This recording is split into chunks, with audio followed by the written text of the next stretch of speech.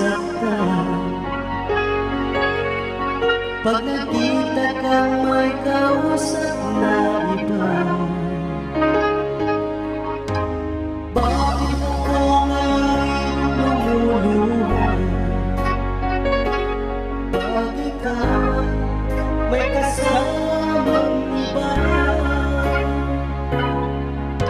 alam mo ba, nasasaktan ako. Di ko alam kung ano ang dahilan.